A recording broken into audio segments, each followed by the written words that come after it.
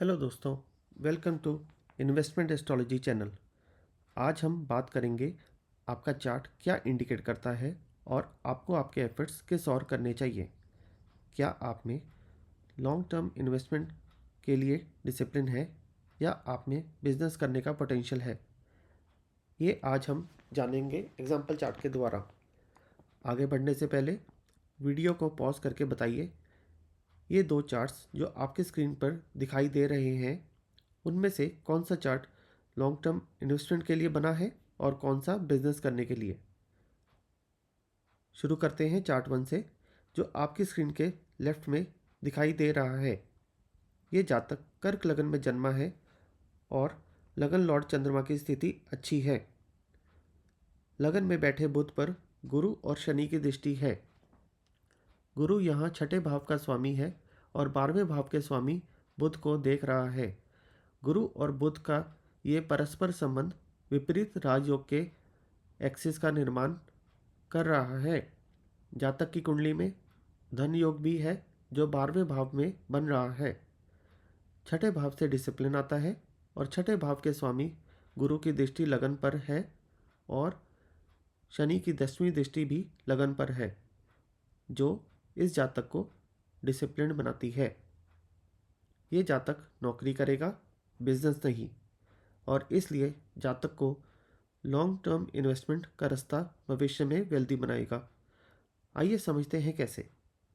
यहाँ सारा खेल लगन में बैठा बुध कर रहा है।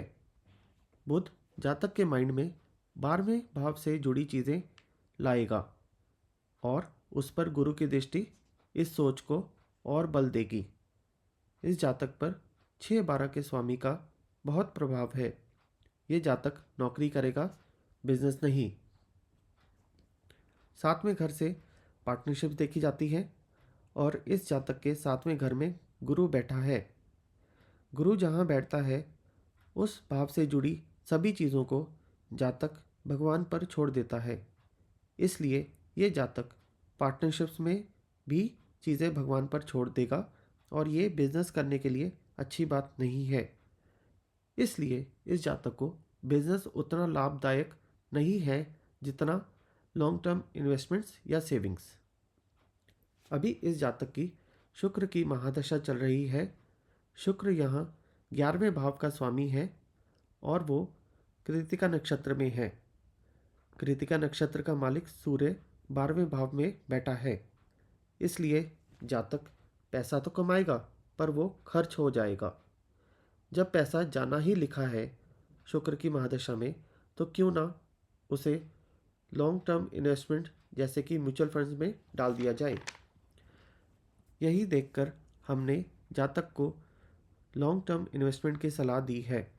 और दोस्तों, शुक्र के बाद सूर्य की महादशा आएगी जो धन योग बना रहा है और सूर्य की महादशा में जातक को अपनी की गई इन्वेस्टमेंट्स से अपार धन की प्राप्ति होगी। अब दोस्तों, चार्ट नंबर 2 को, जो कि आपकी स्क्रीन के राइट में डिस्प्ले हो रहा है, उसको एनालाइज करते हैं। तुला लगन की पत्रिका है और लगन लॉर्ड शुक्र 10वें भाव में बैठा है। मंगल और शुक्र धन योग बना रहे हैं। साथ में 12वें भाव का स्वामी बुध भी बैठा है और इन सब पर छठे भाव के स्वामी गुरु और योग कर का शनि की दृष्टि है। मंगल यहाँ 7वें भाव का स्वामी है और उसकी चौथी दृष्टि लगन पर पड़ रही है। मंगल का संबंध शुक्र के साथ और उसकी दृष्टि का लगन पर पड़ना इस जातक को बिजनेस माइंडेड बनाता है और साथ में बिजनेस का कारका बुध भी बैठा है 10वें भाव में। गुरु की दृष्टि 12वें भाव पर पड़ रही है, जो कि इस जातक को खर्चे या सेविंग्स को बढ़ाएंगी, पर लगन पर नहीं पड़ रही है।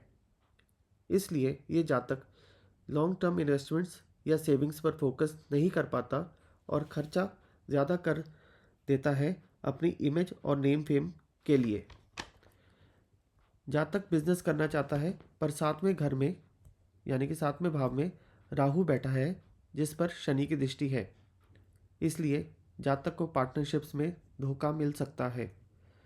जातक की मंगल की महादशा चल रही है जो धन योग भी बना रहा है। दशा भी है और योग भी।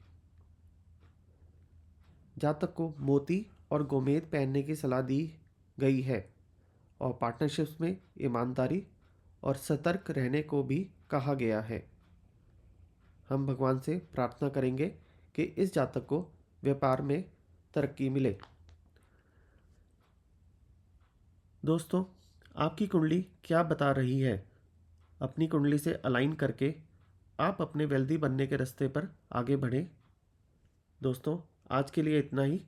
धन्यवाद।